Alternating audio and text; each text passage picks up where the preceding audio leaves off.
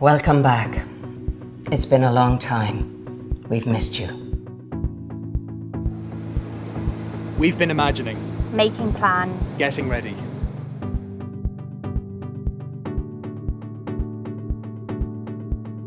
Staying at home and doing our bit. We've tried our best to stay connected.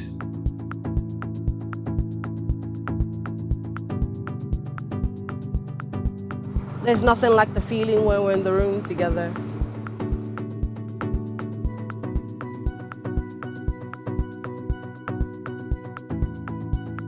It feels so good to be live again.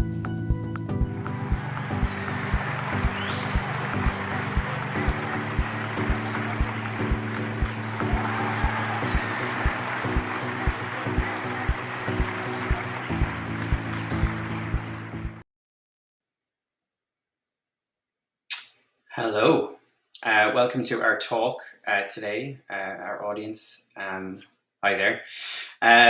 We are going to have a chat today under the kind of working title of A Map of Nothing, which I described as being this attempt to explore how a pandemic had catalysed the erosion of the boundaries between real and digitally native worlds. And in the conversation, we're going to try and talk about what that means and how it's affected meaning and value. And particularly now, as we come, I suppose, to the end of this process of pandemic, or certainly into the latter end of it. The title for the talk was inspired by an incredible article by the writer Shannon Mattern, a professor of anthropology at the New School in New York City. It was called How to Map Nothing, which she'd written for the journal Places. It covers a lot of things, particularly about dealing with the sense of nothing. But there was one quote in it that stuck out to me that came from Christiana Figueres, where she said, in the COVID-19 pandemic, we had an occasion for a great pause, a sort of fertile suspension that opened up a bountiful space and time for deeper wakefulness. And in that time, we started to explore injustices, community, and I suppose even deeper injustices have flourished since. And we also lost a lot of the places where we meet each other. So I wanted to kind of talk about something like that and talk about how digital has affected that. So I wanted to gather some experts, because I'm certainly not one. And today we have two people joining the panel. We have Dr. Rachel O'Dwyer, who is a lecturer in digital cultures in the School of Visual Culture in NCAD. She's also an associate researcher in the Orthogonal Methods Group in Connect in Trinity College Dublin, and is a former Government of Ireland research scholar and Fulbright alumni. She's the founder of the Interference, which is a journal of audio culture, and is a co-editor of Neural magazine for critical digital cultures and media arts. She writes mainly about digital economies, digital art, the internet, etc., and is currently writing a book called Tokens, How Platforms Are Shaping the Future of Money. And we also have Aisling Murray. She has worked across a myriad of art disciplines and held a variety of roles in theatre, beginning in theatre actually, including producer, production assistant, stage manager, script editor, director, and assistant director. She's the founder and director of Murmur Productions, and more recently moved into curation and exhibition production and exhibition management, and is now the head of programming for the Dublin Science Gallery. And lastly, myself, Peter Perrer, I'm a multidisciplinary artist, I guess, visual artist, composer, sound designer, director, //. I'm the artistic director of Sparcel, my company, the Sparcel Collective, and I'm currently the artist in residence in the Cork Midsummer Festival and the outgoing artist in residence in the National Sculpture Factory. But that's enough introductions. We bring our talkers in now, please, would be great. Hey, Aisling, and hey, Rachel, how are you? Hi, how's it going? Hey, Peter, how are you? I might let you do a little introduction of your own. I know I read your biog out, but maybe something a little less formal than that. I just to let people know, our plan today is to sort of kind of talk as informally as we can about this sort of subject. I'd like to move through some things, and we'll sort of work it out as we go. But I'm sure we'll get there. But firstly, I really would love to hear a little bit about yourselves in your own words, rather than me robbing biogs from LinkedIn and from your websites. So, actually, if you want to go first. Yeah, absolutely. Thanks so much, Peter. And I think I'll challenge you in calling me an expert because I also definitely don't consider myself that. But I am curious and I will give my opinions on things. So I'm really excited to be a part of this conversation today. As you mentioned, I'm currently the head of programming at Science Gallery Dublin, where I suppose we kind of bring together broad interdisciplinary themes, kind of looking at like socially engaged topics, bringing together science and art, and do that kind of through informal learning, through exhibitions and events. And that is learning through hobbies and interests rather than in a formal didactic way. So trying to make ideas and scientific and research ideas as accessible as possible to a general public. So I'm really excited to get into this conversation today. Hi.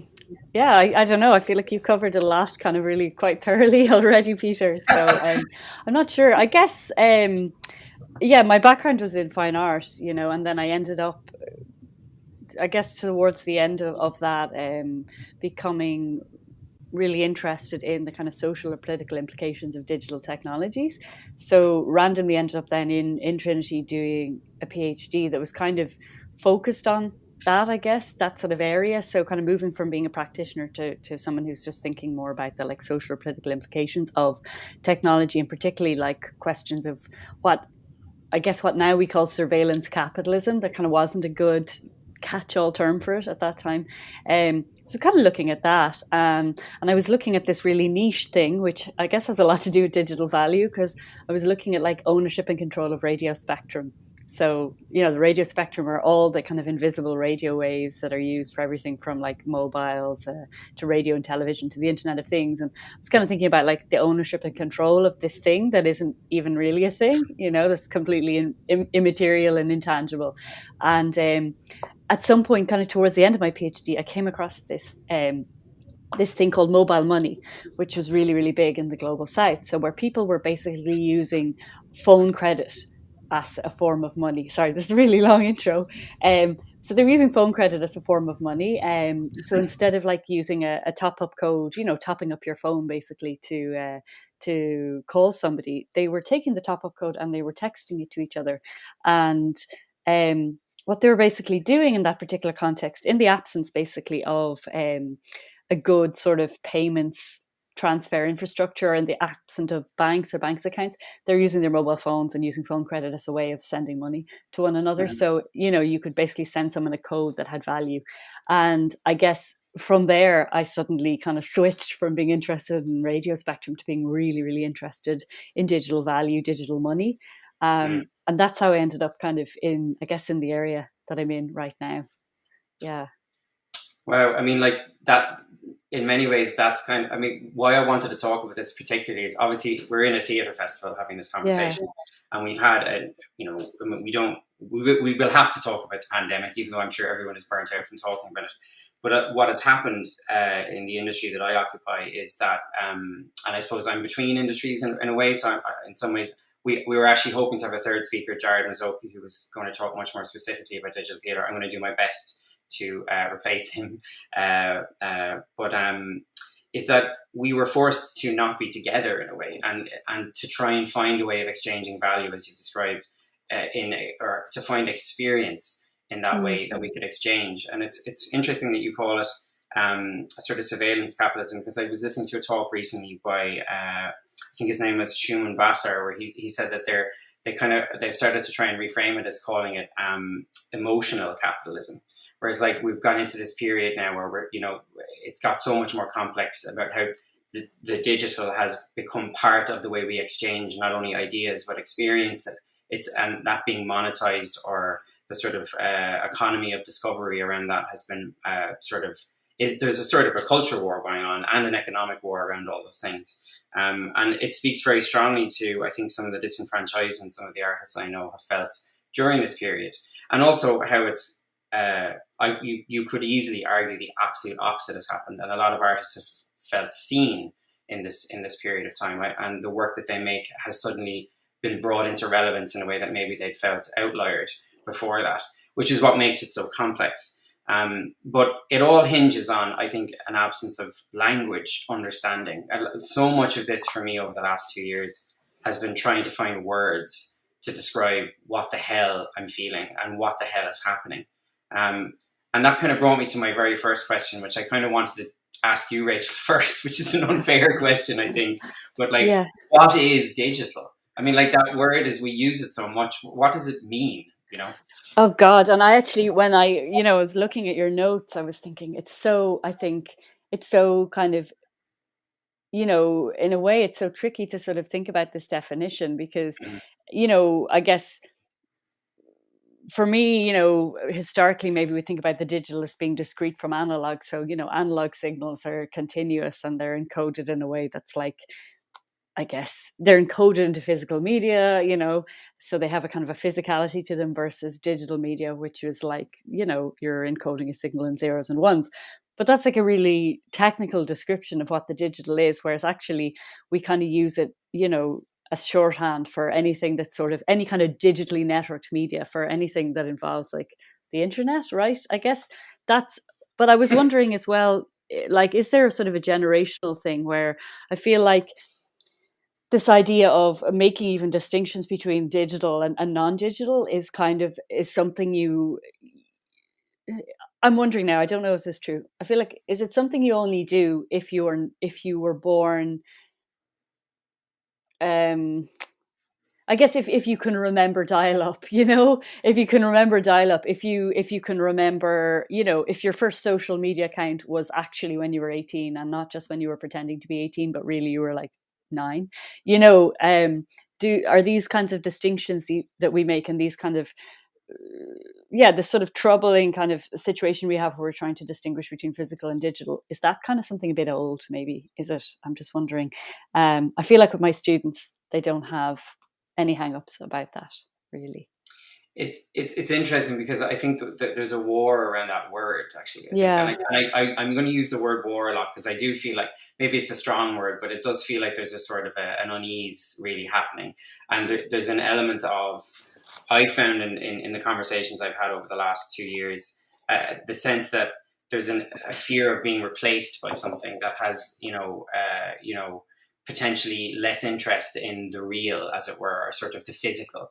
And I listened to an amazing podcast with an artist, David Rudnick, who was kind of talking about this moment in time, particularly tied into the explosion in crypto, essentially in the crypto markets and its attachment to digital art. And I keep doing this with digital because I feel similar. I kind of don't know what the word means anymore. And he was saying that it's about primacy, this idea of like how there was a real prime world or a physical prime world before, and there's a digital prime world now. But actually, what really is the truth is they're almost indistinguishable now, and it's very hard to, particularly with the Internet of Things coming into the fray, where real physical things have real network capacity, and it's very difficult to discern what is and isn't part of that, and I think that is what is creating an anxiety, because I think possibly in catastrophe, things that would have naturally happened over a more maybe a natural pace have been sped up to such a degree that some people are feeling left behind, or they're feeling like, and I certainly have felt that. And I'm wondering, is that something that's part of that, Yeah. I might say, I don't know, Aisling, if you wanted to jump in. Yeah, no, I was just going to say, I mean, it's interesting, looking at this, the way that I think you're right, definitely digitally things really accelerated, or there was a lot of boundaries removed over the past kind of 18 months, like even in terms of accessibility or things that people thought that they wouldn't be able to achieve before using digital. There's been so much experimentation. So that is a really, really exciting moment. And even I suppose the possibilities that it opens up, both in terms of accessibility for new technologies, but also just for people that may not have been able to come to certain online programming.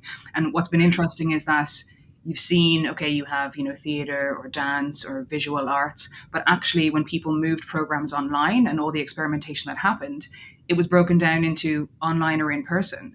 And that's kind of interesting because it's kind of pushing then outside of silos, pushing outside of disciplines or genres, where actually it's more about, are you interested in an experience around a specific thing? And is that online or is it in person? And that's kind of interesting. There was a brilliant phrase that I heard, I think it was Ruth McGowan used, where they described it as, rather than online experiences or real experiences. It was remote experiences or in-person experiences. And I thought that was a really lovely way of trying to shake off the intrinsically value, the way that those words are being value judged as good or bad, or anti one form of art or anti another, was just trying to say, no, one is just remote and one is up close, and we have remote experiences all day. That's a really natural thing in our culture now, and not to think that they're going to ever replace liveness, in anything. I had this experience the other day. I had this experience described to me the other day in a Zoom call with, actually, he's a student of mine. Vadim is his name. He's an illustrator, a really great illustrator, actually. But I was talking to him because he's also a really kind of really enthusiastic gamer. And I'm kind of interviewing gamers at the moment for some research I'm doing, particularly about how they feel, I guess, about online value. But the way he sort of describes, he actually really liked the pandemic because the way, in his words, he lives online. That's what he said. I live online, and my dad couldn't judge me too hard for playing computer games because there wasn't anything to do. But he had this really nice description so we're talking about things he valued, or digital ephemera he valued. And he started talking about all these screenshots he has, where he takes screenshots when he's playing games online, like he plays Final Fantasy 14. And he does screenshots when something fun happens in the game or something memorable, like I'm going to sound so stupid here because I'm not a gamer. So he's talking about getting these mounts, which are they're like virtual animals that you can ride around on in the game. They don't actually give you any advantage in the game. They're just cool to have. But anyway, the screenshots, he said, it was really interesting. So when he looks back at these screenshots, he said, I remember how I experienced it in the game. But he said, but also I can remember what I was experiencing at the same time. So he said, for example, this screenshot, it was this really brilliant moment when we were playing, and I was playing with my friend. My friend logged on and we played together. But then also, I was experiencing this kind of difficult thing in my life at that moment in time. And I don't know exactly why I'm bringing this up or what I'm trying to say, except that it kind of stuck with me as this moment where there are these two different sorts of experiences being laid over each other, and it's not that, as you say, one has more value than the other, but actually how they're sort of read through each other, I think, is really interesting. And like I said, I feel like there's something there. I'm not quite sure though what it is. Yeah. It's funny because I find myself I attach myself to a particular linguistic sort of paradigm for a while, because I am trying to find the words for all this stuff and trying to find the language, and I have found myself there's a couple of people I've read that I've been kind of speaking through in a way. It feels like kind of a borrowed language almost, where you learn your few phrases to get, when you go abroad and you learn a few phrases to make sure you get a coffee. It kind of feels like that, where I'm kind of going, I just need to say these things to get me through the door. And I won't attempt to in any way define what art is right now, because that really is that we don't have time. But there was a brilliant discussion had again by Rodnick, who had said that, and I do agree with this in a way, that art is sort of like a thing that provides a portal into other realms, a liminal thing that is, or a bridge between unenterable places. And he said this really beautiful thing where it really stuck with me as possibly a generational idea. And I really agree with what you said, Rachel, about this.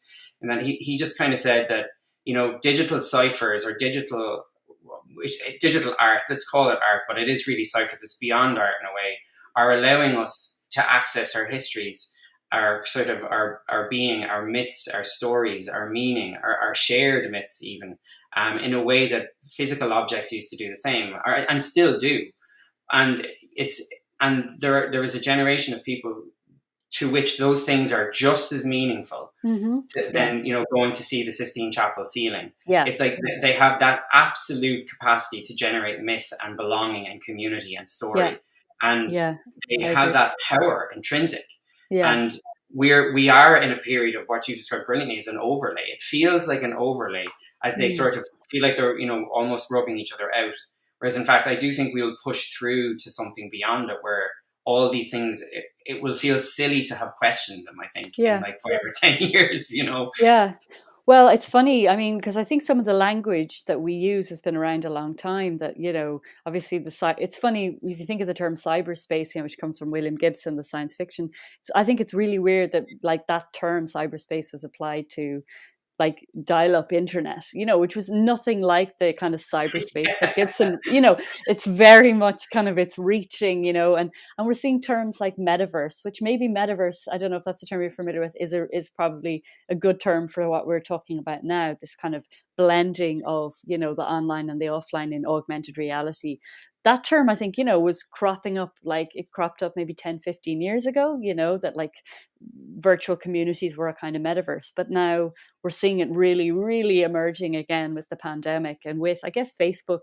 I know they announced, or Zuckerberg announced in the summer, that they see Facebook becoming a metaverse company in 5 years' time, that they're sort of banking on the idea that we're shifting away from like using our phones to the idea that we're all going to have, I don't know, headsets, which Augmented headsets. I don't think is going to happen. I don't know, but anyway. No, I always love the sort of the catastrophizing of, where we'll all have mech implants and, and it's like maybe I think more like we'll just have more fancy phones and like maybe we'll have like, maybe we'll have glasses that do something. I think that's about as far as it goes. I'm wondering actually then in terms of like, because I mean for me a lot of this is about, and I use this word carefully because it has so many connotations, but a sort of intersectionality idea, like this idea of things that are there was a phenomenal dramaturg I worked with once whose name completely escapes me, but her words don't, where she used this idea of adjacency,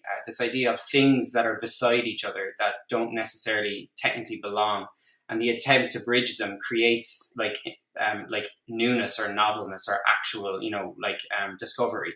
And you are sat really at the kind of cusp of two very, what used to be less distinct worlds. I think in times gone by, more art and science crossover was much more natural. And we've gone through an industrialized period where they've been sort of pushed apart into this sort of STEM versus STEAM language.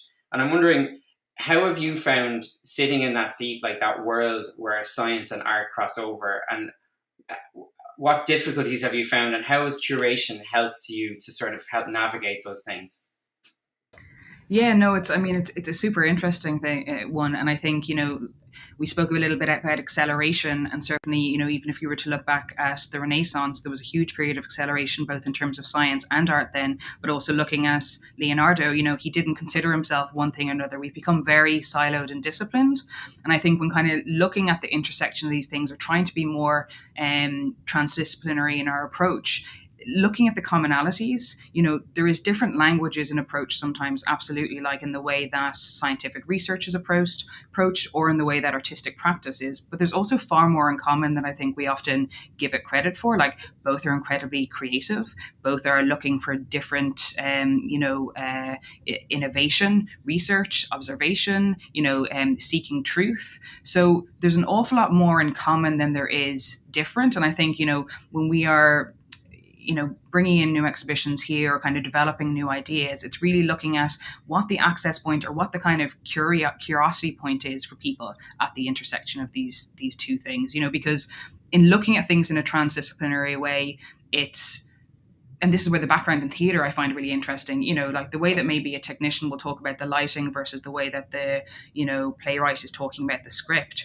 are quite different, but it's incredibly collaborative. So really learning to bring that kind of collaborative nature more into things, and find ways to be able to work together towards a common goal and make ideas really accessible for people. Mm-hmm. It's interesting because I borrowed a phrase of yours, Rachel, that I heard in a podcast, which I thought was, and maybe I could be describing it to you incorrectly, and tell me if I am. But you use this idea of the ethnography of industry, this kind of where we kind of situate ourselves heavily within an industry as a researcher that maybe is not, the industry we were born into, or we're kind of coming in as an observer almost, and it gives you a kind of an opportunity to maybe see things more accurately, particularly the systems that we're working with and the things that we might rail against as artists or as scientists, or whichever your world is. And I'm wondering, for you, like, you've come from a fine art background, you've gone into quite an academic background, and then into this sort of middle space of it feels to me like art and science in its purest form, in a way that you're trying to like bond these two things together. And I'm wondering, how did you find the order of that learning, like coming from art first and into where you are now? This is me, right? It's me. Yeah, right, yeah. Yeah. Sorry. Gosh, oh God. I mean, I do think kind of art is, it's an interesting kind of background to have sometimes, because, if you're getting a training in anything, it's maybe critical thinking. And then that can be really, really useful in terms of, and I think artists can kind of be curious or nosy and sort of, or maybe happier to kind of insert themselves into spaces, and I'm not saying this actually as a practicing artist, but I wonder if maybe you kind of acquire those skills of kind of being curious about things and sort of being happy to not know. And actually, even I think using the label art can be really, really useful in kind of technical or scientific spaces, because it sort of allows you as a researcher to kind of fly below the radar. Because when something is just art, it tends to be dismissed as not being that threatening, and actually that label can be really good then in terms of actually giving you access to information that you want, that I'll often find that. So I think that term ethnography of industry is sort of about like, how do you find access to truth, or how do you find access to information that you want in these highly technical spaces. Like I was doing a lot of research in the fintech space. So how do you go into a space like that and actually going in and being like, I'm an artist, and I know nothing, and I don't know anything, but like that persona is actually really useful, particularly maybe if you're a woman. It's very useful in terms of getting people to tell you things that they mightn't tell you if you said, I'm a journalist, I'm a researcher, etc., etc. I'm not sure if that's answering your question though. Oh no, it is. I mean, because I'm really, what I'm fascinated by is that there seems to be, at the same time that there's quite a sort of ethical and creative panic around the effect of digital media, digital art, digital things, on the process of creation, on value, on belonging, on experience. At the same time, running in parallel to it, there seems to be an absolute explosion in transdisciplinary or interdisciplinary thinking, and this idea of trying to genuinely erode this, as we can call them silos or genres or whatever we want to call them, like streams. I know there's a lot of that conversation even in our own arts council about how the definitions of, is it music, is it opera, is it dance, are starting to feel ridiculous. They're really starting to not have any place anymore. I mean, I can't tell really anymore when I go to more contemporaneous work whether it's truly a dance piece or an opera, and none of that is to say that things that are more traditional are less valuable. It's just what's happening in some of the world as we speak now. And I find it interesting that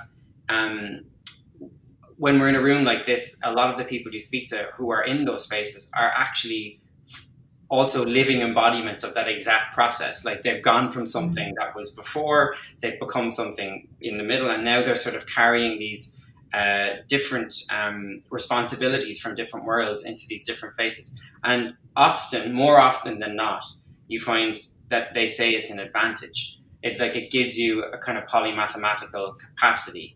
And so that's, in many ways, it's super interesting to me with you, Aisling, in that like you are like you were a theatre maker, or I mean, maybe you still are, I'm not sure, but like that idea of carrying what is a collaborative art form and a collaborative process into another world, like it seems to be valuable. It seems to make sense, and it seems to open doors, like you described, Rachel, where you get to be somewhere other people don't.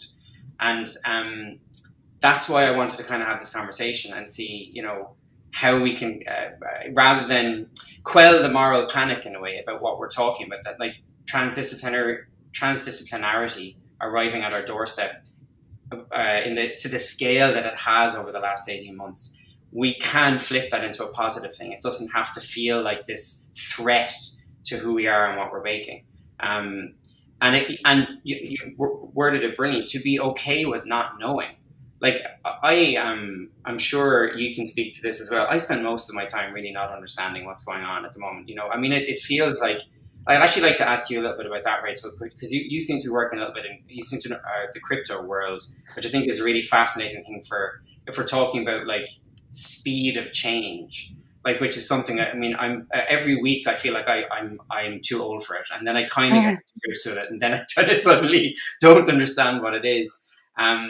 Is like I'm wondering, one of the things we discussed, or one of the things I saw you talk about was about how art, like how does art separate itself from money or from crypto or from value like that? I'm wondering if you talk a little bit about that. Yeah.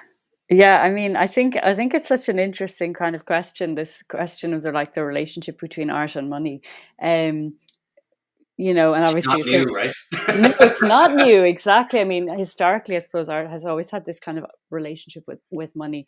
And I think it's an interesting one because at least since maybe since kind of the modernist period, we've had this sort of idea that art and money shouldn't go together. So this idea, I think, that art is this kind of exceptional economy, in the way that we think that things like kidneys and blowjobs, shouldn't have a price tag. And I think people have a similar kind of discomfort sometimes around the relationship between like art and money, that we feel uncomfortable with the kind of mercenary aspects of that, so they shouldn't go together. And yet at the same time, we all know that they do, and increasingly that they do.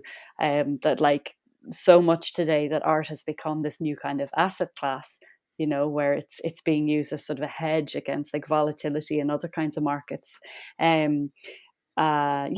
Basically used as a currency. I remember coming across a quotation by quite a well-known dealer called Stefan Sibkowitz, around the time of the Brexit vote, and he said art is a currency like any other, and it's actually a very good currency in moments of volatility, like Brexit, where maybe other markets and currencies are going to go a bit crazy, that you can hedge some of your bets by putting some of your money into this currency called art, and it really stuck with me because, on the one hand, we like to pretend that art and money are very separate, but actually, increasingly they go together.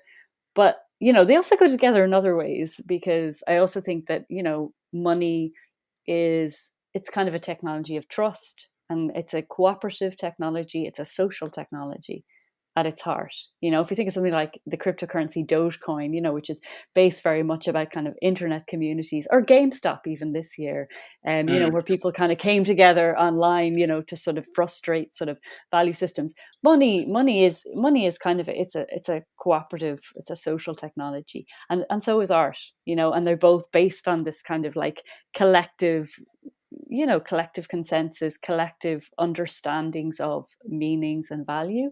And so, in a weird way, I think then they, art and money go, are very, very close to each other. And in that sense, maybe then art is in a kind of an interesting position to sort of say things or imagine other kinds of values, I guess, as well, Yeah.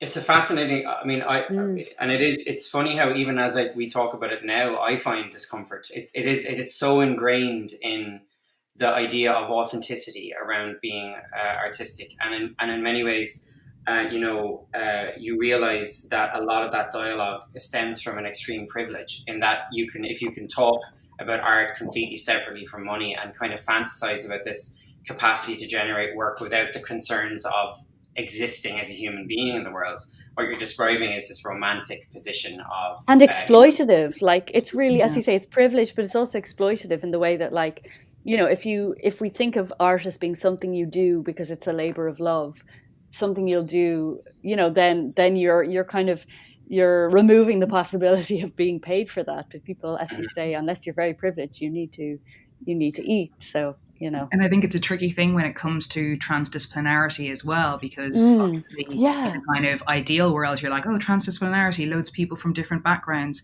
But realistically, if you have industry there, they're in paid roles. If you have researchers or scientists there, most likely they're on funded research projects. And then are the artists getting paid, or what fee are they offered? So it is a power imbalance sometimes. So trying to address that when it comes to working collaboratively in a transdisciplinary way is a tricky one. No, it is. It really really is like, as you say, the artist often it's like a residency where they get a space, a desk. Yeah. You know? Yeah. And it's funny. I found it really fascinating watching the NFT space play out recently over the last, I suppose it feels like forever, but it's probably 4 months. I mean, like it is that crazy, the tempo of it, that it went from being this sort of like potentially revolutionary decentralizing moment where, artists were taking back power to becoming like, absolute, like basically blamed for boiling the oceans. And and the truth obviously being in the middle, that the crypto world needs to kind of deal with its power consumption, but the numbers being used are completely overinflated. And at the same time, you've got this real moment of power inversion happening where individuals are, yes, there's a load of prospectors in that world who just don't care about whatever, meaning. Art's probably not a great word anymore, but like actual meaning. And they're just in there to make money and pass around essentially trading cards to make, value. But there are genuinely people in there who are, for the first time in their artistic careers, are potentially about to have the capacity to earn and to live. And that power inversion is very scary for established structures. It is so interesting when one of the things I found most fascinating following it online is the heaviest vitriol is generally from other artists. Actually, it's not the industry itself. It's generally other artists implying that this thing is evil in some way, and I found that really fascinating because it aligns with, we're here to talk about value in a way. And why I wanted to talk about that in regards to theatre is that our sense of value has long been held within, I suppose, liveness or shared experience, or this sort of the sacred quality of being and being together somewhere. And when that was taken from everyone, you had this moment where everyone felt like they had no value anymore, or what they did had no value. And there was a real moment of panic. And we were forced into presenting our work digitally. And that felt like it had no value, and people are ready to pivot. And I'm really and there's been a lot of equal vitriol in the theatre world towards people who want to do digital work, people who don't. And this idea of privilege, particularly, and access. I'm wondering now, like, particularly Aisling, because you're in a world that's probably longer in the tooth with digital crossover and that. How have you felt actually about watching theatre go through that in a way, as a person that's from it before? What do you see it as potentially being in a long-term positive thing, or how have you felt about it? I mean, I think definitely a positive thing. I mean, there's been incredible and huge experimentation, but I think, hopefully there's a lot of learnings to come from that as well, about how you, Rachel spoke a little bit about this, but how you kind of create community or a sense of gathering online. But I think, there's putting theatre online, creating it digitally it's not the same as being obviously in a theatre space, and you're not trying to replicate it. So I think there needs to be kind of thought given to how an audience interacts, I suppose, in a digital world or in a different environment. Often, I went to see your piece, Peter, which I really enjoyed in the Theatre Festival 101 Emperor, which was this amazing hybrid experience of some live performance and virtual reality. But I think when people kind of go into those virtual reality or into those digital worlds, it's the same way maybe if they came to a gallery for the first time, they don't know their way around. So building in that kind of time for exploration and for play, of kind of people learning new tools and getting to know things, it's certainly in Science Gallery, when we would talk about, digital or tech literacy, it's not just access to the tools, it's also understanding critically how those things work and being able to have that conversation as part of it. And I think that, sometimes the spectacle of the technology itself is seen as a brilliant creative tool and used just for the sake of it. But just because there's a technology used or a digital tool used, it doesn't necessarily make it good art, which you could totally say of the NFT argument as well. So really, instead looking at how it furthers the narrative or how it is used as a tool for storytelling. Yeah, I mean, I definitely underneath the hood of it think that it always comes back to that transfer of meaning. And we can call that story if we want. But I mean, ultimately it is about that sort of sense of something occurring that has value to you, like on whatever level that on a human level in many ways. And yeah, I mean, there is a lot of really, I mean, the NFT world is filled with 80% absolute awful art. But I say this as a musician. I could say Spotify is filled with 80% of awful music. I mean, there is this, that I don't think this is anything new. That a new opportunity to create something and to express meaning gets swallowed up by prospectors. I don't think that's unusual. But you touched on something there which I'd really like to ask, and I'm actually really interested, Rachel, if you have any thoughts on this. One of the major things that came up during the sort of like digitization of theatre and experience and kind of going online and trying to work out what is digital theatre, and is it just videotaping a theatre room and putting it on a screen, or is it something else? There seemed to be this dichotomy formed very, very quickly, where people were using the word digital theatre, and actually what they meant was digital publication and not digital art. That they were saying that, presenting it on Facebook Live or presenting it on YouTube like this or whatever, that was and it was not actually about how the medium itself affected the art. And I'm wondering, like, when you talk to your students about like this idea of digital culture, how is that separation? Is there a separation discussed around the difference between how an art is created versus how it's published, essentially? Not really. No, there's not so much of a distinction. Sometimes I even think, we're in a moment, particularly with the pandemic, where digital culture is like, we all lived online, not just Vadim, not just that student I mentioned earlier who was into gaming. We were all living online last year. And so all our culture was online culture. Online culture became culture. And therefore, I wouldn't even see or understand maybe the need as well for distinctions between, as though, there's sort of work that's like natively digital versus work that kind of gets thrown up online at some point.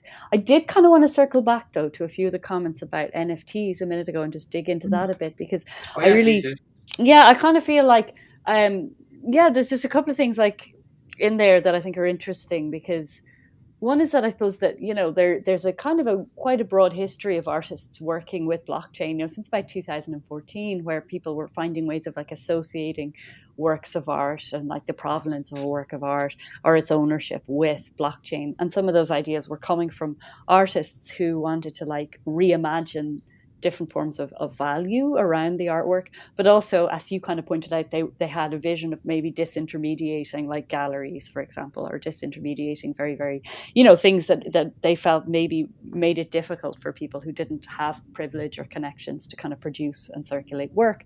But I really feel like it's kind of sad, but maybe that moment is sort of over, and the kind of NFT work that we're seeing now, it doesn't in any way sort of challenge those existing power structures. If we look at any of the NFT sales now, they actually rely really, really heavily on big established auction houses like Sotheby's and like Christie's, and they rely on these almost as a way of turning what otherwise is a bit of a scammy kind of a transaction into something that feels exalted and feels legitimate.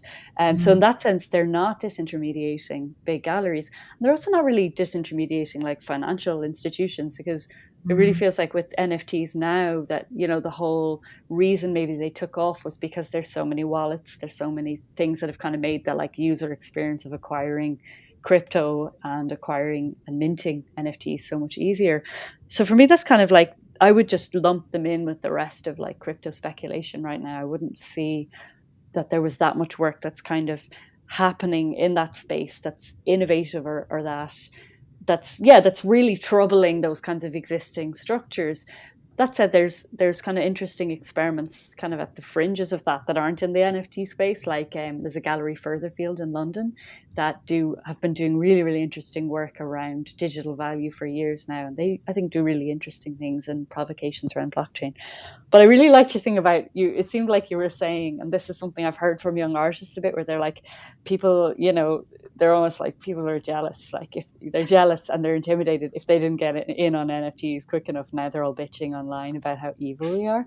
And I actually thought it was kind of interesting. I've heard that a good few times now from people who are like, yeah, whatever, like you're just hating on this because you don't really get it. And, and you don't want and it's other artists. So it's like there's these Discord groups like with Irish artists where it's just like, cancel this person who made an NFT, which in itself, I think all those things can be true at the same time. I think they're probably right. I think there might be a bit of like jealousy or like, and you said something at the very beginning, which I thought was really interesting, where you said it's true maybe that like digital art for a good while was this kind of fringy thing, like like a niche thing. Definitely, I feel like when I was younger, and that was the case, that like it wasn't real art, it wasn't very serious, and there seemed to be a bit of a consensus it probably wasn't very good. It wasn't like, and now maybe though, as you say, that this kind of moment has actually spotlighted those other kinds of works. Yeah, sorry. And that's a big again, that there rant. wasn't really the value on it because it was so easy to replicate because it Yeah. worked. Whereas Yeah. I think that's been really interesting in the NFT conversation, that actually Yeah. it's having huge value, and even when it is, there are other additions or it is replicated.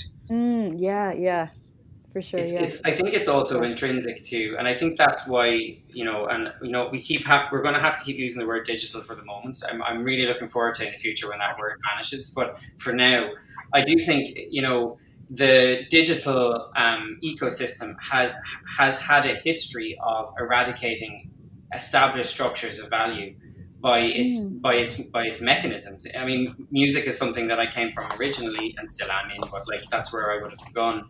And like music was one of the first major victims of that kind of world, where it became, music was extremely portable. Once the MP3 algorithm was created, it became the most portable art form in the world, essentially at the time. And it ended up where there was a utopic moment of, oh my God, you can have 1,000 songs on your phone, to, oh sweet Jesus Christ, they can have 1,000 songs on their phone, and the entire market collapsed, and it became this firefight between morality policing and suing people and IP and all of this war that happened again around. And it's really fascinating. Music has tended to be a little bit of an auger in that way, that it kind of, the next sphere after that was like, the Kindle, and will books ever matter again? And like, there's always this sort of moment where digital technology has a history of being blamed for eradicating value first, before it starts to discover value after it. I know as a composer in the electronic world, there still is, or not so much now, but even less than 10 years ago, there was a snobbery around working in electronic music versus, contemporary classical, where if it was scored, it had more value than something that was done. The inference was that the digital audio workstation kind of wrote it for you. There was this kind of idea that it somehow did the creative heavy lifting, and that was, de-authenticating in a way, that the harder the art is, the better it must be. And I think that's changing now as well. Like, it's because ultimately it comes back to the same thing. You have to make good decisions. You have to make decisions that are within the sort of narrative zeitgeist of your time. The meaning you create has to resonate. And if it doesn't, it just won't. And if it does, it will. And that, it is really interesting. Like, I do think there's a digital art, if you want to call it that. I've seen so many videos of people looking at, a beautiful rendered drawing, and they go, but sure, like, they made that in Blender. That's much easier than actually drawing. And I'm like, it's not. It's not easier. It's a completely different skill that has, at what point is a pencil a cheat? Or is painting cheating? Paint is a technology, paper is a technology. I mean, it feels like a technology is always accused of eradicating value at the start, and then it gets absorbed, and then it becomes a generative port of value. So yeah, I do think the NFT world is going through a lot of that, of people going, well, sure, I've been making digital art for 20, and digital artists are doing it. I've been making this stuff for 20 years, and nobody's paying me €1 million for like a 4-second GIF. And I kind of go, I can understand why that would bother you. I really do. Just to pick up on the streaming services as well there, Peter, I was reading recently, I may get some of the facts in this wrong, but anyway, they're the actor, but I think it might have been Emma Stone, was suing Disney, I think, over the new 101 Dalmatians film, because rather than releasing it in cinemas, they released it on Disney Plus at a cost, and basically written into the contract, the actors' contracts, is that they would get like a certain percentage of box office, but by making making a deal with the likes of Disney or Netflix or a streaming service, it means it's kind of undermining the contracts. And it was interesting because they were the article was saying, this is a landmark case. I mean, in one way, crude, super famous millionaire actress anyway, suing a streaming service, but in another way, a landmark case that could completely change the way that it's done afterwards. I mean, we need those landmark cases. I mean, those are the things that change. I mean, I suppose it's important to check in for a second and say, like, the reason why value is worth talking about, and particularly when we're in the Dublin Theatre Festival and we're talking about theatre and we're talking about liveness and, partially, is that all of this is about trying to find a way to keep our industries sustainable while these technologies eradicate the boundaries, the pre-existing boundaries of what were respectable sort of exchanges of value before. Music went through it, as I said. Digital streaming is going through it now. Like film is going through it. TV is going through it. It's a kind of a lawless environment where things that were established around IP or copyright, things that allow you to live as an artist, like, a theatre writer gets 10% of the box office, or whatever. These sort of established ideas of how you make a living are not possible in a digital sphere. And there is an element of us as makers wanting to lean away from that and go back to the much more simple of, here's a €20 ticket, please come into this room and I'll do a thing and then you'll leave. And that you can just control that. I do think as we move forward, that the kind of excitement I have around blockchain potentially, or, that world of trying to discover a way of exchanging value in a much more decentralized way, will mean that there is, I without being like crudely optimistic, I do think there's something on the far side of this that will allow us to generate a way of existing and making work that will be more beneficial for the makers as well as the people who present. And right now we see it in bigger industries, like television is going through all those court cases now. Film is going through massive court cases around whether, I think Denis Villeneuve was one of the first one. I think he sued as well for Dune, where he said they wanted to put it online and he was like, you're not putting it online. Like, it has to go into a theatre first. And it felt like an artistic discussion. And then it turned out that actually it's a lot to do with the capacity to generate wealth, because there's no real rules around streaming in the same way that there is in the traditional cinema sense. But I really like your use of the term eradicate the boundaries, because I think, like you touched on at the beginning of the conversation, it's not about being in opposition to one another. By going online or doing things online or doing things digitally, it's not about trying to replace the experience of live performance, but instead see the potential of, new ways that work can be created or what can come out of that. I mean, there was... I remember it's easily 2 years ago, maybe 3 or 4 years ago now, but we had a piece with the Dublin Dance Festival, which was an AI dancer, so it was a robot that was trained using artificial intelligence on videos of very famous dancers, and then it did this kind of beautiful dance piece. And I found it really interesting because a few years prior to that, Janis Jansa, this Slovenian performance artist, had done a piece called Fake, which was where he took the most famous moves that choreographers were famous for and kind of put them all together to create this dance. But he was never actually allowed to stage it because it was plagiarism, and we saw, even with, didn't Beyonce sue the choreographer of the... I thought it was the other way. Oh, it was the other way. Yeah, was it? On the Keersmacher, you mean? Or is this sorry.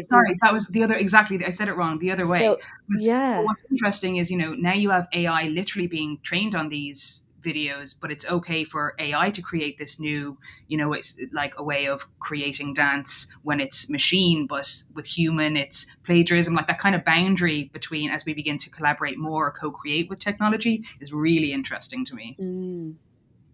I mean, I hate to. You go back to the things right? But I mean, that's very similar to what happened in the '80s in the music industry around sampling. There was this moment of everyone was taking everything and using everything, and who owns what, and then all these beautiful new things come out of it. And it is terrifying because, of course, we need to protect the things that people have made so that they can continue to make them. It's not a capitalist thing in a way, and open source is a beautiful idea, but we've got to find a way that it can keep the people who want to exist in that world able to pay rent and buy food and do all the, being alive, but I find so many parallels with the early elements of music that are now becoming. There was someone recently said, I really can't remember who it was, but they made this phenomenally scary point, which I think is really good to share now. I think music has had like 100 years of being considered the central sort of cultural art form, or the kind of social motivator for, change or revolution. It's always been at this point. And in the last 5 to 10 years, it's not music anymore. It's actually digital art, it's gaming, it's digital culture is now totally supplanted music's sort of power as the previous art form. And the point that the person made was music was a phenomenal carrier of meaning, because it's a thing that you didn't have to go to. In a way, it's like the original sort of virus. It could go anywhere and kind of pass around, and it was easy to transport. You had your vinyl, or you had your CD, or you had your MP3 player. You could carry these vectors of meaning around very easily. And but we've moved further than that now into a digital sphere where actually meaning can be carried in a visual sense and an audio sense and an experiential sense, and it can be put on a phone, or it can be put on your computer or in a headset. And now that is the world of revolution, and the world of subculture, and the world of sort of like belonging almost. And I kind of scared the shit out of me a little bit, I must say, because I've always had this thing about music where you're like, well, music will always be doing okay, And then you look at the pop industry and you go, oh, maybe I was wrong. Maybe music has really got to get its act together, to stay relevant. Because gaming is, as far as I know now, it's the biggest industry in the world. I think the biggest entertainment industry by a degree at this point. I think it, like, beyond film, beyond music, it's somewhere way over in terms of the amount of people that it engages with and the meaning it carries. And I think that's profoundly interesting, And I heard you say, Rachel, you're not a gamer. Really, just beside me here, I bought a gaming PC for the first time since I was a kid 2 years ago. And coming back into gaming was I've never felt older. I really was like, what happened? Gaming made way more sense like 15, 20 years ago. And now it is like entering a meta nationhood. Like you're walking into a totally established cultural phenomenon where there is a transnational language of belonging, and it's fully functional. I'm kind of obsessed with Twitch at the moment, so I'm writing a bit about Twitch. I think you mentioned at the beginning, I'm working on a book on tokens, which is, it's not just NFTs. I mean, NFTs didn't hurt, but like NFTs is in there. But it's just about, I suppose, how platforms are issuing new kinds of money-like things and guaranteeing their worth. So gaming is kind of a big part of that. There's a lot of collectibles in games, and there's a lot of kind of, digital currencies in games as well.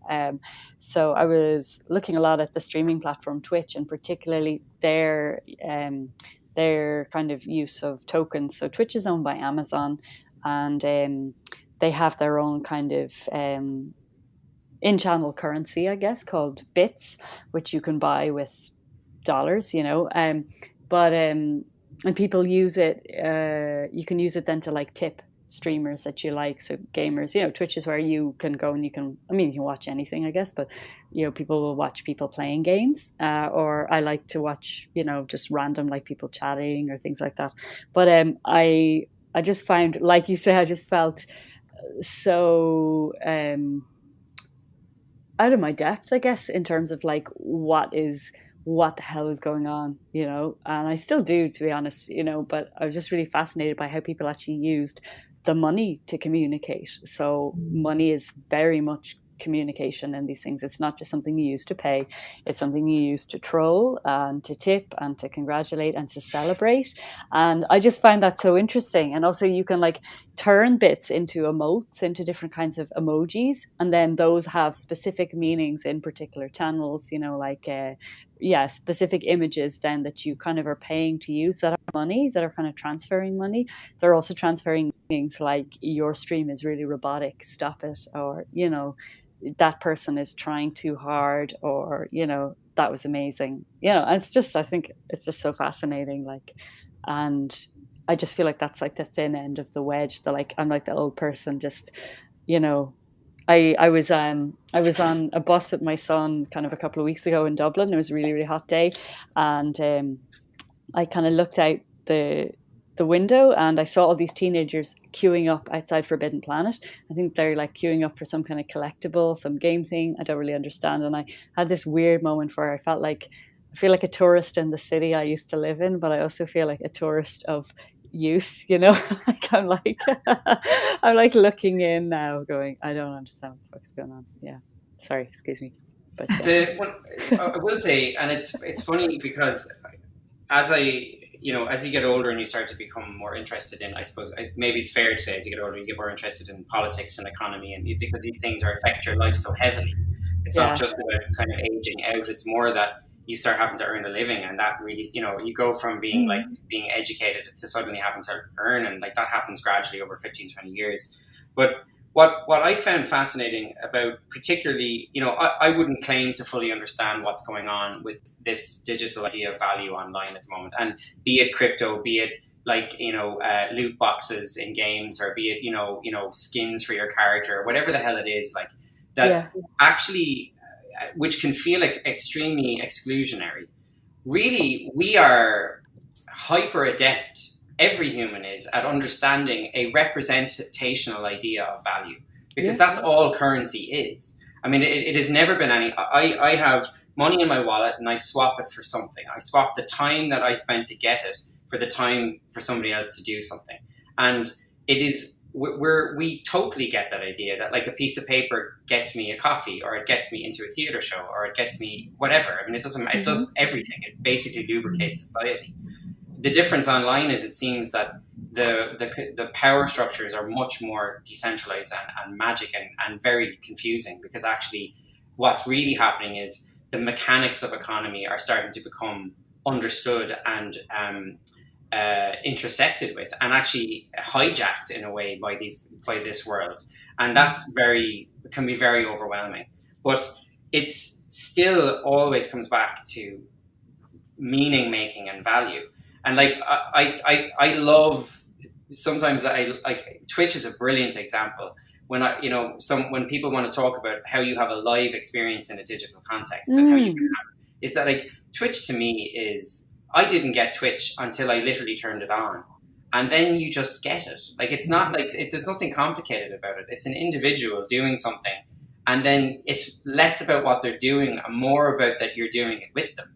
And you kind of suddenly, you feel like you have agency and sort of belonging and consequence almost, just by watching this person do this thing. And that to me is the best of any storytelling, or the best of any art. It achieves the same thing. And I wish more for all of us, and I mean that to myself, that I would be less afraid of that world, because it's not, you also learn very quickly that it's not actually replacing anything that exists already. It is literally, it's an extension of the same human experience. It's not actually going, that thing you used to do before doesn't matter anymore. It's actually just providing another way in which to connect.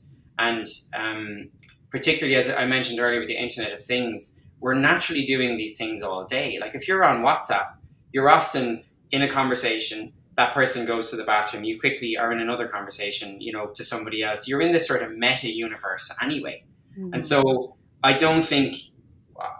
hope as we move forward through this really tumultuous and difficult time that the pandemic has caused, that we start to understand that these systems are actually systems of value, not systems of devaluing. They really are trying to create other connections. I guess the question is who gets to decide what kind of connections we can have, who sort of owns and controls the platform is a big question. But I do kind of completely agree with you, Peter, and I wonder, am I just really naive, that like I think I mentioned I was jumping on this from like surf club, so after school surf club with my son, and so we were like carpooling with another family, so with another mother that I don't know very well, and the kind of question of like screen time came up, and she's like, oh, Aaron doesn't get any screen time, he's not allowed screen time. And you kind of feel in the slightly defensive space then of, if like, if you allow for screen time or something like that. And I was kind of trying to say, but then I suppose it became too difficult because you're like, I don't know this person and I don't know if this will translate. Where I was saying, I feel kind of agnostic about some of these things, not about like the amount of time they should be on, screens. But I feel agnostic. She was kind of saying, because isn't it awful that they are so engaged online then as teenagers? And I was like, oh yeah, there's definitely bad things about it. But just to be devil's advocate, I kind of wonder if, this kind of idea that somehow by being online that you are disengaging socially, that idea is sort of a little bit old fashioned and doesn't maybe really understand the way that like young people actually sort of, foster social connections through their online engagement as well. So, and I keep harking back to poor Vadim, but like that, he'll say, oh yeah, we were all waiting for my girlfriend to come home so we could go online and play the game, and we were texting her and we're like, Katie, come home now, we really want to go and like play this game. And so there's a real like there's a sociality to that. Sorry, I don't know if that made any sense. Just that No, I agree with what you say, basically. No, it really does, and I think if it's worth asking the question, because this is the Web 2.0 versus Web 3.0 thing for me, which is I think a lot of the fears that people have now are fully justified in a way, because the arbiters of the internet currently are 5 or 6 companies that are ultimately mining you for your attention. I mean that is true. So, like, I understand the parents' reticence around what exposure to companies that have no interest in the value of what they're sharing. Only the fact that you're on, that your attention is on anything that they own, that they can then monetize. And I do think the revolution around what I would hope, again, and I'm being idealistic, with Jesus Christ, I have to be at some point, is that the Web 3.0 thing is trying to challenge that sort of, what Web 2.0 began as a really hopeful thing too. It began about socializing and, networking the human experience. And it was all super, dreamy-eyed. And then, of course, like all of these things, it got plundered by these, ultimately horrific, the interests of humans just wanting to make money. And I'm sure Web 3.0 is just as in danger of the same thing happening in the long run. But I do feel like the nexus point now is there is so much conversation around, and we're having it today, around the value of that exchange. And it's not that digital connection is intrinsically not valuable. It's that we just have to have better digital connection, I wanted to mention a show here because I think it's really relevant, or an artist's work. So maybe you guys are familiar with him already. He actually gave a talk in Science Gallery a long time ago, I think. Or maybe he gave it in Connect. Ben Grosser is his name. Do you guys know him? You do, actually. So I might just give a quick just summary, I guess. He's an artist who works very, very closely with social media. So and is very critical, I guess, of social media and the ways in which different kinds of sites, particularly maybe Facebook, Instagram, are kind of designed with a pursuit of more. So more data from you, kind of more, that they're not designed to kind of produce fulfilling, social experiences. They're designed to make you give more data. They're designed to produce more kind of like extreme emotional outbursts, etc. Designed for all sorts of kind of awful things. And he makes various different kinds of plugins then that kind of trouble these sorts of social media platforms. So he made a Facebook demetricator long before Facebook or Instagram experimented with this as a way for people to have a conversation about like, what does it feel like? How are these metrics sort of changing your engagement with the platform, And more recently, he's designed a sort of a social network called Less, where you get 100 posts for life. And again, he's sort of asking, like, what would it feel like to have a social network that actually asked less of you rather than more, or that, your communications were valued in a different way. And his work, I think, is just, it's so relevant now. It's also so interesting because he makes these sort of working prototypes, and I guess that really, you use them and you might experience or feel something, I think, by using them. And because they kind of feel like more like prototypes or actual things and not just an art piece or a commentary, they really sort of provoke that kind of critical relationship immediately. And I just feel like that feeling or that experience of using this thing, it's just so much more provocative than like simply being told something, simply being told, social media is really bad, like having a, hairy Linux kernel developer like lecture you at a party about how you need to install PGP tools right away. And, it's like there's something much more transformative about that. And I actually think that is where art can really do something, where it can kind of, provoke that sort of feeling of sort of what if, And he has a show right now. I sound like I'm Ben's agent or something. He has a show in Arbite in London at the moment that's kind of I was going to say retrospective, but like he's not old enough for retrospective, but it's kind of a collection of his works around social media. And I think it's a really great show, and I do think his work, that kind of work, I think is so necessary and so interesting. And something I suppose Science Gallery are, very totally, but I think that's exactly Yeah. where Yeah. kind of like art can be so powerful in Yeah. kind of trying on speculative futures in the safe confines of a theatre or of a gallery, Yeah. And actually we're opening a new exhibition, our first one in 2 years, next week, which is called Bias, which is going to look at AI ethics, trust and justice. And actually a big part of that is also going to look at social media and really understanding how like the algorithms work, or like looking at counterfactuals. So yeah, please come into that. You've actually brilliantly, my final question for you both before we check to see is there anyone watching at all, and if they are, do they have any questions, was one of the things to kind of be human about it for a moment and say that like I've certainly a lot of artist friends who've had a very difficult time the last 18 months to 20 months, and particularly around what I really do think is probably the greatest existential panic cultures ever, that I've certainly ever had, probably post-war. I mean, like it's definitely whether what you do has any value or meaning. But what I found is that like I said to a friend of mine, I wasn't so sure I needed to be an artist anymore. I kind of was very much like I kind of couldn't see in a way what I had to offer in a time like this where something so much more serious was going on. And I remember they said, which I thanked them for a lot, but they're like, well, this is when we need maybe art the most. And I remember it made me think about, what's the responsibility of institutions and artists and the research around art and about in these moments when things feel most, I suppose, at stake.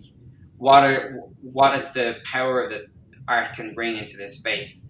And I think I might ask. I mean, you've answered in a little bit. I might ask you again in a kind of a more direct way, because you're educating racial artists at the very cusp of this, and actually you're essentially curating probably a lot of those artists into like making their work appear in real space.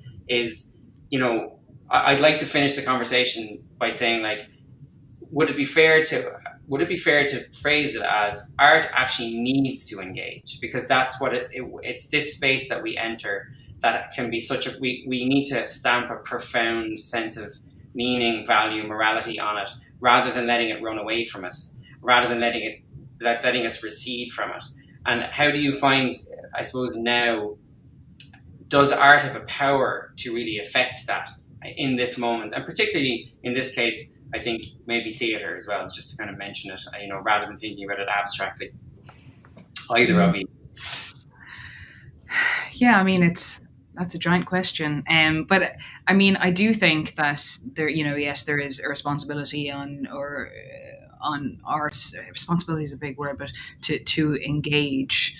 But I feel like, I guess when we talk about art as well, I think that so often people think of an end product or an end point, the presentation of something. And I think something that became really apparent to us in the past year, and like not being able to be open or not have the physical space open, is so much of the process behind that is really important as well. And so being able to make more room for experimentation and for failure is really important. And I think in particular in the arts, it's, there's people, you're looking for reviews and there's critics, and instead really allowing for the kind of process to be showcased and the, document the failures and the attempts and the experimentation with different things. It would be really, really important. I think, I mean, I wanted to, I have a reason for doing this, but I wanted to circle back actually to just something about NFTs and why I find NFTs so sad. And I guess one of the things that really upsets me is that I feel like they're kind of desperate bets at the moment. They're sort of desperate bets on a future, and I think partly maybe the reason why people were so interested in NFTs right now is because that future was so uncertain, and that particularly maybe for younger people who don't have any economic security, that, why not like bet on a picture of a cat and sort of hope to win big. And I found that idea really kind of heartbreaking, because I really feel like there's something there where because there isn't a lot of support, and that's for young people in general and for artists, that they're making these kinds of desperate bets, because it's not as though there's a kind of a sensible option there. And yet I was interviewing this woman earlier in the week, and she runs an art group called the Salvage Art Institute. And I might have to explain a little bit about what they do. Sorry. Salvage art, they take works of art that have been damaged, in transit. So really expensive works like Jeff Koons. They take these works that have been damaged and subsequently basically been declared as like a total loss. So what happens is the kind of value of the work gets paid out to the owner, and the work, like the slightly damaged Jeff Koons balloon dog, gets put into storage. She managed to convince AXA Insurance to take these works out and put them on display, So she's kind of acquired all these works of art that are inherently now, they're economically valueless. So she's asking all these really, really interesting questions about like, what is the social value of this work of art now that it has absolutely no exchange value? At the end of the talk anyway, though, or the conversation, I asked her, why for you is art valuable? And she said, I can't remember exactly, but she said art can be a way of securing a future. And she didn't mean securing a future in the way that like somebody is buying Bitcoin in the hope that they can get 3 months rent, turn 1 month's rent into 3 months rent, as one person put it to me, like, but that, that can be this space where we can imagine that other futures are possible. Maybe that's very, very idealistic, but I guess we have to hope, Totally agree with that's that. what art Like, does, I guess. Yeah. I think I'm all for a bit of idealism at the moment. We have a naturalized pessimism, which is really healthy. I do think but there's a real moment for, I think the danger of being educated in something is that you can immediately or maybe not educated is the right word, experience in something, is you can immediately doubt it when a new moment comes. And I think it's the time to sort of support, as you said, Aisling, experimentation and trial. And I think to kind of come around to the conversation around what's next in this sort of digital space, particularly for live performance and for presentation models, like what festivals are trying to do, and the remote versus the in-person, is that actually, if we're really serious about what we want moving forward, is that we have to make space for actual genuine experimentation where people are not don't have the specter of either a career failure and the effects of that hanging over them, or a financial failure and that hanging over them. That if we really want to support newness, then we have to have a conversation around that and allow people to like legitimately, and we're talking about mid-level artists, and further, experiment with a world where they don't understand, and start also having a really honest conversation about the value of being genuinely not knowing things openly, and kind of having an active naivety about things and being like, just asking. And I think that in many ways, like, I find the language around success in career is another siloed ideology of like that you have to be in a certain place and a certain quality of knowing before you're allowed to even comment on these things. And I think some of the most exciting things about the digital space for me is there seems to be a much more flagrant disregard for that, a much kind of like people just trying things out and borrowing code from GitHub and like, just kind of going, oh, maybe I'll do this, and then they end up and something happens. So like, well, I don't really know how. I have an artist I won't name, but who tried something recently, and they sent me this beautiful thing, and I was like, Jesus Christ, how did you make that? Like, that's incredible. And they just came back to me like, I honestly don't know. I just found this code somewhere and tried it out, and this beautiful thing happened.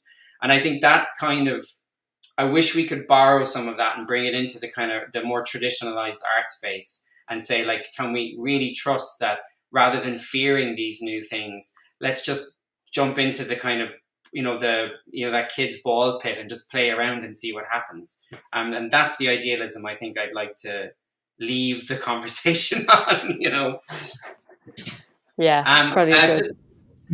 Just to say thank you to you both. I don't think we have any questions, so that's great. But just to say thank you to you both. It's really, really enlightening. Just to say, underneath the YouTube link, or underneath the YouTube video, there's going to be some links to Aisling and the Science Gallery, and to Rachel and her work. and some of my stuff as well. And also I'll put up some of Jared Mazzocchi, who couldn't be with us today, his thoughts on digital theatre and about what he sees it as, an extension of the form rather than a replacement. But thank you so much for your time and for your experience and for your idealism, actually, I think. Thanks so much, Thanks Peter. a million. Yeah, thanks, Peter.